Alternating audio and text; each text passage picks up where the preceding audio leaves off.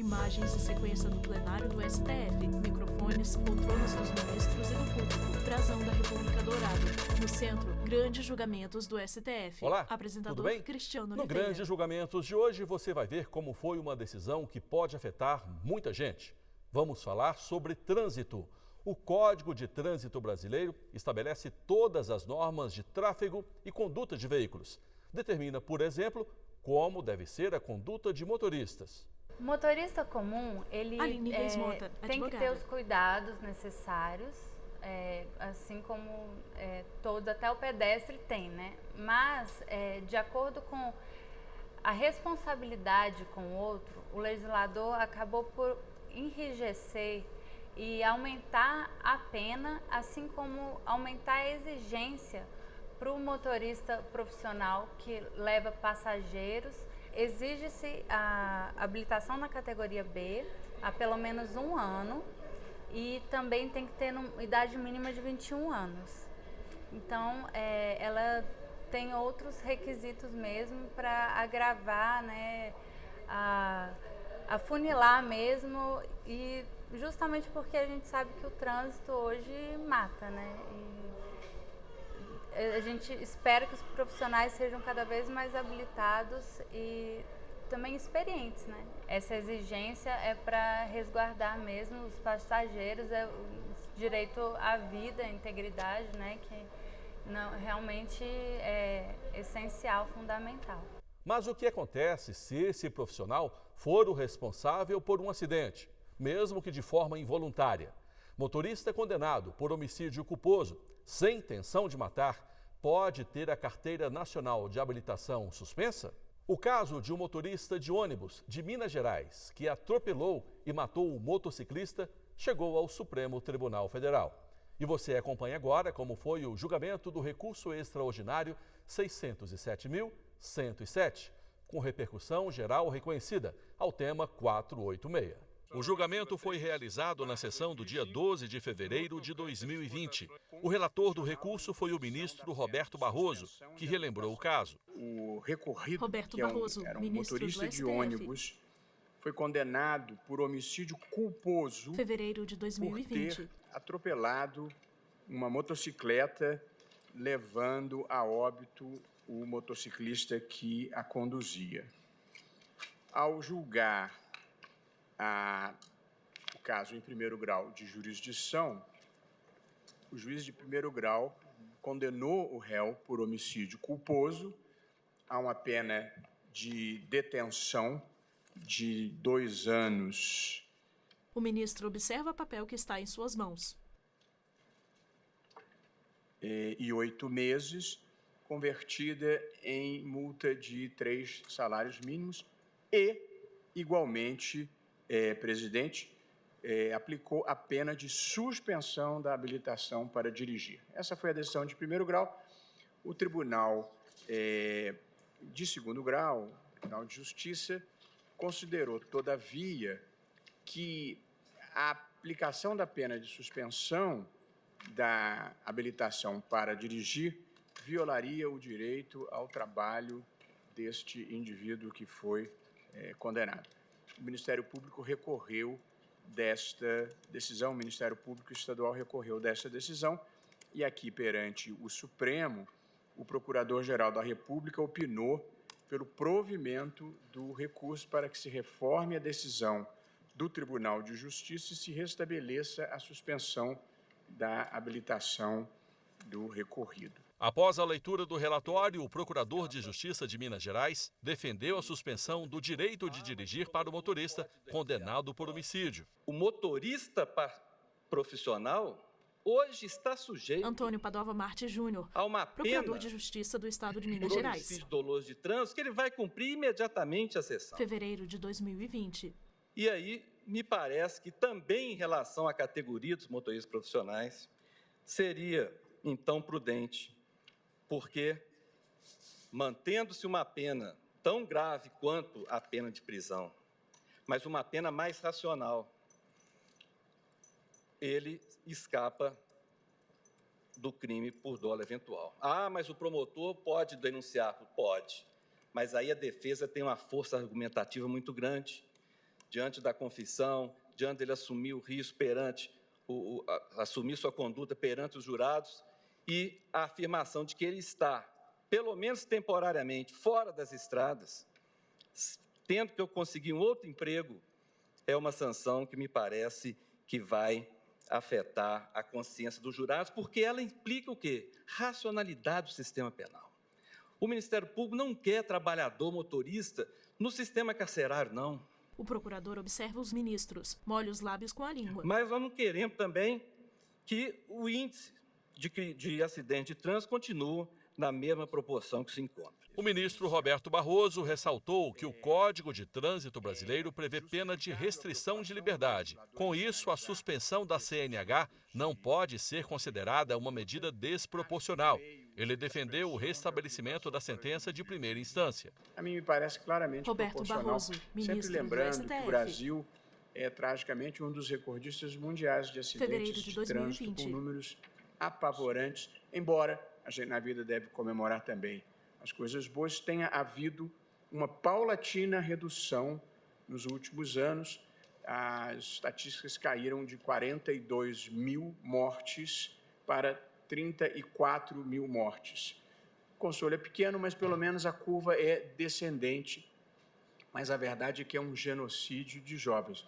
Se nós somarmos com os 60 e tantos que morrem por homicídio, morte violenta no Brasil, nós temos 100 mil jovens, as vítimas preferenciais são jovens, que morrem no Brasil todos os anos. É um genocídio de jovens e, portanto, a conscientização no trânsito é decisiva. No Rio de Janeiro, que é a minha cidade, a lei seca produziu resultados extraordinários na redução de acidentes de trânsito, impedindo que as pessoas dirijam embriagadas, que é uma advertência que se deve fazer. Todas as sextas-feiras eu termino a minha aula na graduação na Universidade do Estado do Rio de Janeiro e digo: se beberem, não dirijam. Porque a quantidade de jovens que morrem dessa forma é exponencial. Portanto, é justificável a preocupação do legislador em penalizar esse tipo de conduta. Acho que o meio utilizado pelo legislador, que suspender a habilitação, é um meio que não é excessivo nem absurdo, porque é por prazo determinado, e acho que a proporcionalidade em sentido estrito, porque esta pessoa fica impedida de dirigir e não de trabalhar, e, portanto, terá... eu sei que o mercado de trabalho, nesse momento, é um problema, mas ele não está impedido de trabalhar em qualquer outra atividade. Sempre lembrando, presidente, que a pena prevista é pena privativa de liberdade. Portanto, quando você priva fisicamente a liberdade de alguém pela pena corporal, ela não pode dirigir, não pode trabalhar, não pode sair. Portanto, aqui nós estamos falando de um mínus em relação à pena privativa de liberdade. E em outras normas legais punitivas, como, por exemplo, a lei de falências, impede que o comerciante que tenha falido possa voltar à atividade e, portanto, não vejo nada que fuja à razoabilidade nesta decisão, presidente, e por essa razão, e não preciso me aprofundar, a menos que algum colega tenha visão diferente e queira ampliar o debate, eu apenas estou concluindo com uma tese bem simples que diz: é constitucional a imposição da pena de suspensão de habilitação para dirigir veículo automotor ao motorista profissional condenado por homicídio culposo no trânsito. Essa é a proposta, presidente, é como voto. Após o voto do relator, vamos ao nosso primeiro intervalo. A gente volta daqui a pouco. Vinheta. Grandes julgamentos do STF. Vinheta. Grandes julgamentos do STF. Apresentador Cristiano Oliveira. Estamos de volta com o Grandes Julgamentos. No programa de hoje você acompanha como foi o julgamento do recurso extraordinário 607.107. Em pauta, a possibilidade de suspensão da Carteira Nacional de Habilitação de motoristas profissionais condenados por homicídio culposo. Na sequência do julgamento, os ministros citaram dados sobre a violência no trânsito para ressaltar a importância do tema em debate. É uma questão gravíssima que coloca, lamentavelmente, ainda o Brasil em 4º lugar no ranking, de 2020. Esse ranking negativo, em números absolutos, não por 100 mil habitantes, mas em números absolutos. O Brasil só ganha da China, que é a primeira, Índia e Nigéria. Aqui cabe um outro registro, me desculpe, ministro Alexandre. Ministro Os padrões de exigência de segurança nos veículos automotores no Brasil ainda estão aquém dos padrões de Europa e Estados Unidos. E isso é importante, porque as mortes não são só, e os acidentes trazendo vítimas do ponto de vista de lesões corporais, não só decorrentes, seja da má direção ou de uso de substâncias como o álcool, mas também da fragilidade dos equipamentos existentes em nossos veículos automotores. Isso é uma responsabilidade também da indústria automobilística, que infelizmente faz enorme lobby para que no Brasil não se introduzam normas de exigências técnicas como existem na Europa e nos Estados Unidos. Se me permite, senhor presidente, eminente Alexandre de Moraes. Ademais, também há responsabilidade do poder público, porque o estado de conservação e de segurança das nossas estradas e nossas ruas, as vias públicas, é lamentável. Isso também é um fator que causa acidentes. Em seu voto, o ministro Alexandre de Moraes também considerou a suspensão da CNH constitucional e acompanhou o relator. A Constituição admite limitações desde que razoáveis e, principalmente, desde que essa razoabilidade e legitimidade seja para evitar o uso inadequado do exercício de determinada atividade, que é exatamente o que ocorre aqui. Alguém que acabou praticando um delito de trânsito profissional ainda agiu com culpa, ele pode e deve poder ser sancionado. Lembrando que é razoável, é legítimo, não incide nas proibições constitucionais de pena e mais, não é a única previsão legislativa de suspensão do exercício de determinada profissão. Eu lembro aqui, os advogados podem ser suspensos, o Estatuto da OAB, os médicos, engenheiros, arquitetos, profissionais de enfermagem, os servidores públicos. Então, aqui entra na razoabilidade, a compatibilidade com a conduta praticada, consequentemente, assim como o eminente ministro relator, eu voto pelo provimento do recurso interposto pelo Ministério Público, afastando a exclusão da pena de suspensão de habilitação para dirigir veículos automotor. O ministro Edson Fachin também entendeu como constitucional e proporcional a punição aplicada ao condutor condenado por homicídio culposo. O juízo de proporcionalidade, ministro do STF, das prescrições de natureza penal, pode ser feito pelo tribunal competente, no caso, o Tribunal de Índole Constitucional, para o exame da sua conformidade com a Constituição da República. Faço no voto a citação de uma importante obra de Klaus Roxin, traduzida para o português pelo professor Luiz Greco, que trata precisamente da análise dessa matéria de necessidade da incriminação e, do outro lado, também a liberdade individual. Aqui foi suscitado o tema do exercício da atividade profissional. Nada obstante ser relevante ter sido chamado à colação este inciso do artigo 5º, inciso 13º, o eminente ministro Luiz Roberto Barroso bem evidenciou que o juízo de proporcionalidade que se faz e que implica nesta restrição, que, aliás, é uma suspensão, portanto, como disse o ministro Barroso, trata-se de uma sanção temporária. Portanto, até por se não fosse outros motivos, há essa compatibilidade. Dito isso, em síntese, o mais que está na declaração de voto, acompanha integralmente o voto do ministro relator. A ministra Rosa Weber lembrou que a Constituição Federal determina a individualização da pena e que a suspensão ou interdição de direitos está entre as modalidades previstas de pena. E acompanhou o relator. Entendo que essa suspensão ministra do STF. da habilitação para dirigir, prevista no artigo 302 do Código de Trânsito, né, que foi imposta em sentença e que foi objeto de reforma pelo Tribunal de Justiça de Minas Gerais, encontra fundamento de validade no próprio texto constitucional, como eu estou muito bem evidenciado nos votos que me precederam. Em especial, cito eu no princípio da individualização da pena, artigo 5º, 46 da Constituição Federal, que prevê justamente a suspensão ou interdição de direitos entre as modalidades de punições possíveis de serem aplicadas pela legislação infraconstitucional. Também trago precedentes específicos dessa Corte,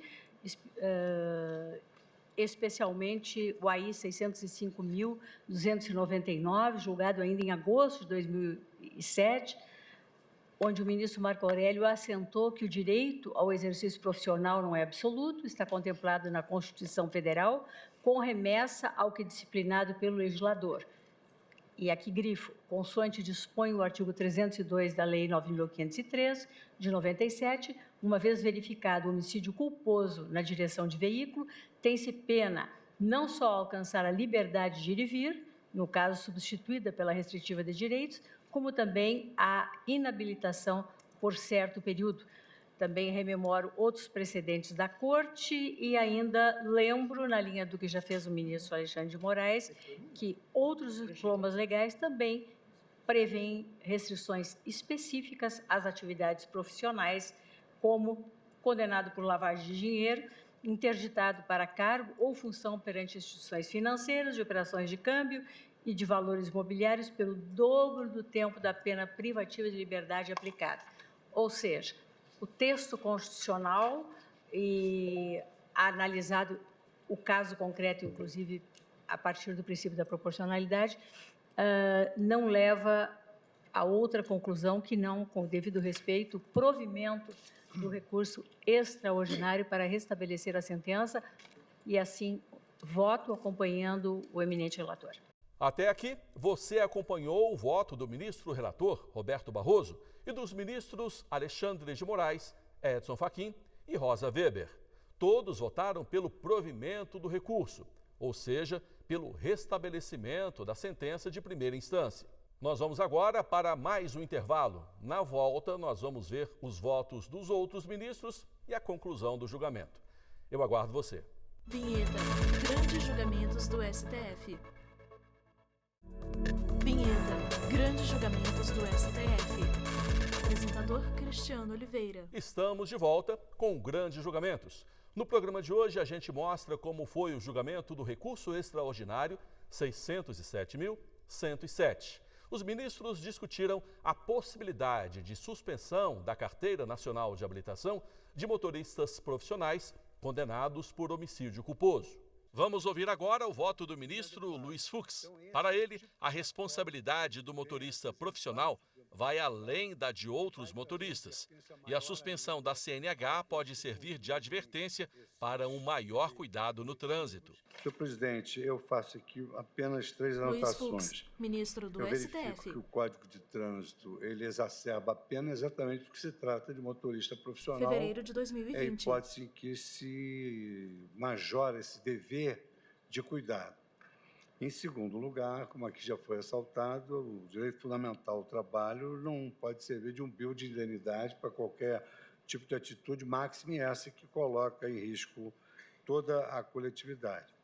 Por outro lado, senhor presidente, até pela afeição que tem com a matéria, o professor Richard Posner, quando trata da análise econômica do direito, ele versa sobre o consequencialismo das decisões judiciais e a sua aptidão para dissuadir um comportamento social inadequado.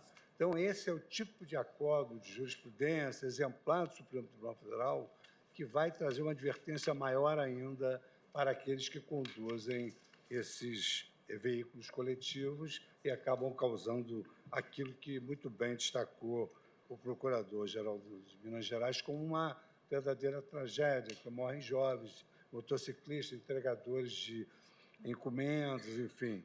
É realmente uma situação que merece essa jurisprudência exemplar que foi aqui preconizada pelo ministro relator, a quem eu acompanho. A ministra Carmen Lúcia defendeu a suspensão da carteira de habilitação como uma punição efetiva e viável em substituição ao encarceramento. Aqui não se tem apenas uma questão que diz respeito à aplicação dessa pena, da sanção, mas também a possibilidade de não se ter cada vez mais apenas o encarceramento como única alternativa a determinar as sanções e a penação devida em cada caso.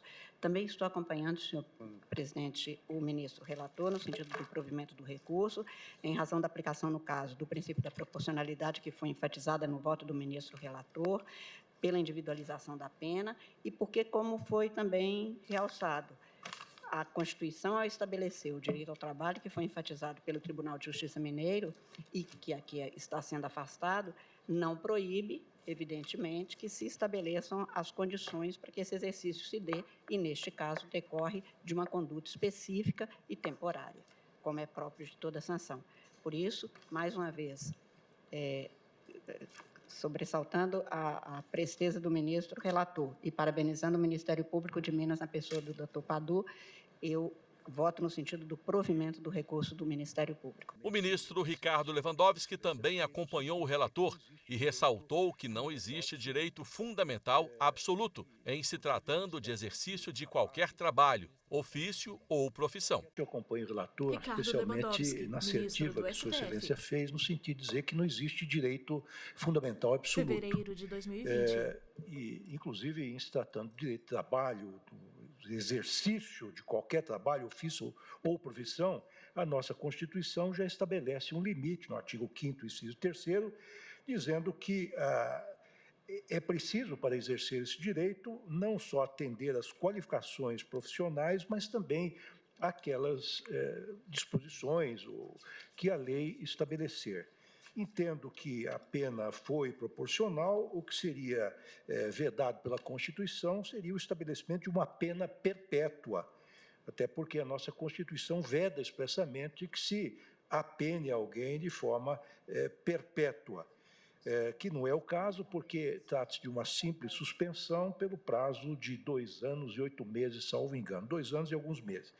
Eu verifico também, senhor presidente, e assento isso no meu voto, que do ponto de vista do direito administrativo, a faculdade de dirigir veículos em vias públicas não constitui um direito fundamental, porque ele decorre de um ato administrativo, ou seja, uma licença que é concedida àqueles que preencham os requisitos legais. Portanto, uma vez não preenchidos esses requisitos, essa licença pode ser cassada ou suspensa, como foi no caso pelo juiz de primeiro grau. Eu acompanho o relator, portanto, dando provimento ao recurso. Em seguida, votou o ministro Marco Aurélio. Para ele, a suspensão da Carteira Nacional de Habilitação não pode ser considerada inconstitucional, até porque acontece também com quem acumula pontos em excesso por infrações. Para mim, o Código de Trânsito Brasileiro é um diploma intocável. Fevereiro de 2020. Por que é um diploma intocável? Porque presente a dualidade interesse individual e interesse coletivo, protege o interesse coletivo. E, no caso concreto, nós estamos diante de uma pena acessória.